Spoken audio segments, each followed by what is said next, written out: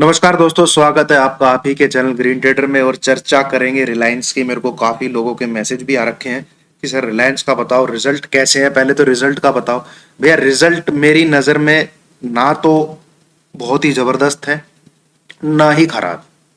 In line जिसको कहा जाए कि देखते हुए, मतलब पहले से ही कोई ऐसी खास एक्सपेक्टेशन नहीं लगा के रखी थी किसी ने कि कोई धमाका हो जाएगा, तो धमाका भी नहीं हुआ। और ठीक ठाक रिजल्ट हैं। जियो के तो रिजल्ट हमेशा ही अच्छे आते हैं। और रिटेल तो बिजनेस अपना बढ़ा ही रहे हैं। तो जियो जो रिटेल है, रिटेल तो इनका अगले 1-2 साल तक हमेशा ही अच्छा देगा, क्योंकि वो एक्सपेंड कर रहा है और बढ़िया चल रहा है वो। तो रिजल्ट की बात हम नहीं करेंगे दोस्तों। रिजल्ट की मैं कभी चर्चा भी नहीं करता, क्योंकि रिजल्ट कभी हेल्प नहीं करता आपको आपके डीमैट अकाउंट में बाई या सेल बटन दबाने के लिए। ठीक है, कभी हेल्प नहीं करेगा आपको रिजल्ट कि आपने बाई का बटन दबाना है या सेल का बटन दबाना है। तो बेसिकली ये दो चीजों के लिए आपको क्या पता होना चाहिए? इन दो चीजों के लिए आपको पता होना चाहिए क्या? Chart reading. कि चार्ट क्या कह रहा है, चार्ट क्या बोल रहा है। चार्ट ही मां है ट्रेडिंग के लिए, और चार्ट ही बाप है ट्रेडिंग के लिए। अगर आप चार्ट पढ़ना जानते हैं, टेक्निकल जानते हैं, तो आप समझ जाएंगे, अदरवाइज नहीं हो पाएगा। रिजल्ट के बेस पे तुक्का है, आपने बाई और सेल करके बैठे। चलिए एनालिसिस करते हैं, समझते हैं रिलायंस का क्या कर, ठीक है, हो क्या रहा है इसमें। तो सबसे पहले इसका डेली चार्ट लगाते हैं। मैं स्टडी कर रहा था कुछ, आपने देखा होगा इसने इस चैनल का ब्रेकआउट दिया था। ठीक है, और ये पूरा मूवमेंट जो इसको वीकली कवर करता हूं, यहां से मैंने आपको बताया भी था कि भैया ये 2500 क्रॉस करेगा, 2500 के ऊपर रखेगा, 2600 को भी जाएगा।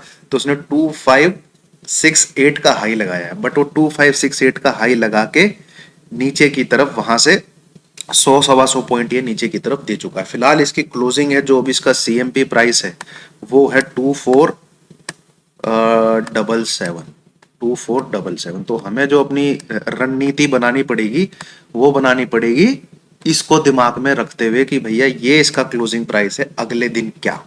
ठीक है, अगले दिन क्या। तो दोस्तों रिजल्ट तो दिमाग से निकाल ही दो। हाँ, ये है वॉलेटिलिटी होगी, तो एक ट्रेडर को क्या चाहिए होता है कि भाई हिले। ठीक है, एक ऑप्शन बायर को क्या चाहिए होता है कि स्क्रिप्ट में मूव आए, मोमेंटम आए। किस तरफ आए उससे उसको मतलब नहीं होना चाहिए। उसको उससे मतलब होता है जो कैरी करके गया होता है, अपना अंदाजा लगा के। रिजल्ट अच्छे हैं तो ऊपर भागेगा। अच्छे अच्छे स्टॉक की पैंट उतरी है जिसके रिजल्ट अच्छे हैं, धमाकेदार रिजल्ट हैं जिसके, बजाज फाइनेंस, एलटीटीएस, एलटीआई, और ये सारे फ्यूचर वाले स्टॉक है भाई। तो एक्यूमुलेट करते रहिएगा।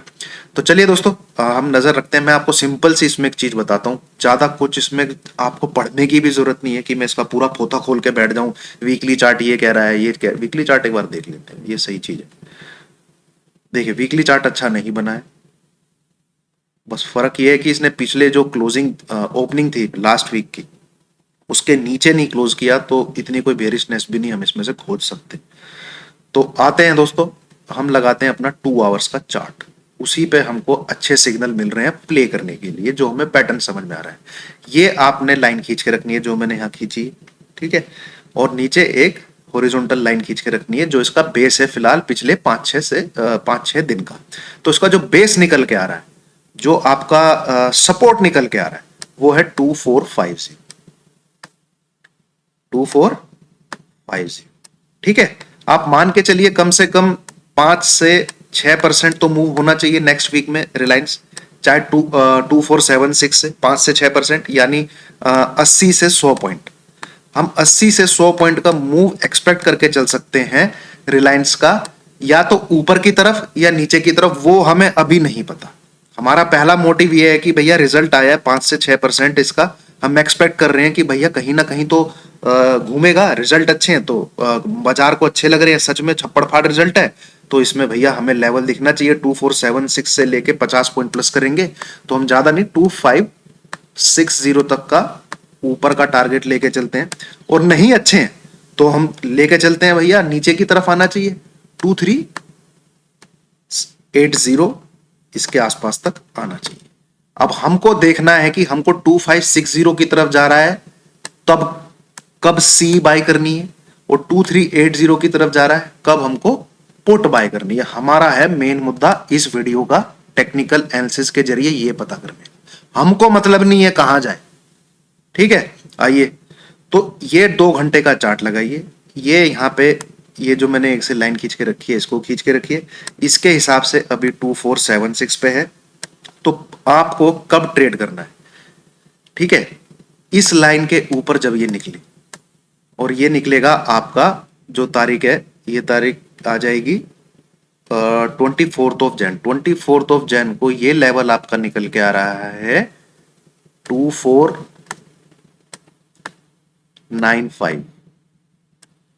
2495 का लेवल अगर होल्ड होता है, आप राउंड फिगर में ले लीजिए 2500, सिंपल सी बात।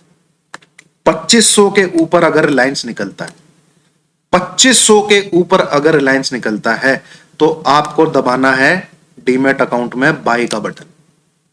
ठीक है, क्या करना है, बाई का बटन दबाना है। और आपके टारगेट क्या रहेंगे, सुन लीजिए, बीच के स्पीड ब्रेकर भी बहुत इंपॉर्टेंट होते हैं। सबसे पहला टारगेट आपका रहेगा 2510, दूसरा टारगेट आपका रहेगा 2520, स्पीड ब्रेकर है भाई। और तीसरा टारगेट आपका रहेगा, जो कि मुझे लगता है आ जाना चाहिए, वो है 2540। एंड लास्ट 25 जो अल्टीमेट इसका हाई था वो था 2560। बट अगर 2500 को सस्टेन करके रखता है, ये जो मैंने यहां लेवल लिखा है, 2500 को अगर होल्ड करके रखता है तो 2560 जाएगा। अगर 2500 के ऊपर आपने बाई कर दिया, तो आपका अब एसएल क्या होना चाहिए, वो भी तो एक मेन मुद्दा है भैया। 2495 कटे, 2500 के ऊपर जाके 2495 कटे, इसके नीचे आ जाए दोबारा, एसएल काट लीजिए, एसएल हिट। ठीक है, एसएल हिट, वहां पे नजर बना के रखिए, दोबारा 2500 के ऊपर जाए। ये इंट्राडे की ही बात कर रहा हूं मैं, सोमवार को ही गेम हो जाएगा, इसमें कोई कैरी कुरी करने की जरूरत नहीं है, इसलिए एसएल हिट उसी में छोटा एसएल दे रहा हूं। अगर दोबारा 2500 को टापता है, दोबारा बाई कीजिए, 5 मिनट की कैंडल का क्लोज का वेट कीजिए 2500 के ऊपर, दोबारा बाई कीजिए, एसएल यही रखिए 2495 के नीचे कोई 5 मिनट की कैंडल क्लोज हो जाए, आपका एसएल हिट है। सिंपल सी ये स्टडी आपने रखनी है, और मंडे के लिए यही है इसको कैरी कुरी करने का, क्योंकि उसी दिन मूव दे देगा, जो मैं सोच पा रहा हूं उसी दिन मूव दे देगा। तो यहां पे आपको आ जाना चाहिए। अब भैया गैप अप गैप डाउन की बात मैं नहीं कर रहा, गैप अप गैप डाउन की बात मैं नहीं कर रहा, इसमें सिंपल सी बात समझ जाइए आप, अगर 2500 के ऊपर ही खुलता है, 2500 के ऊपर ही खुलता है, तो आप बाई कर सकते हैं। बट एक चीज दिमाग में रखिएगा, 2500 का लेवल टूटना नहीं चाहिए, फिर आपका एसएल 2500 का लेवल हो जाए। क्या बोला मैंने, अगर गैप अप होता है, ठीक है, अगर गैप अप होता है कि भैया रिजल्ट अच्छे हैं और 2500 के ऊपर गैप अप होता है, 2520 इसके आसपास होता है, ठीक है, तो आपने एक ही चीज दिमाग में रखनी है भैया कि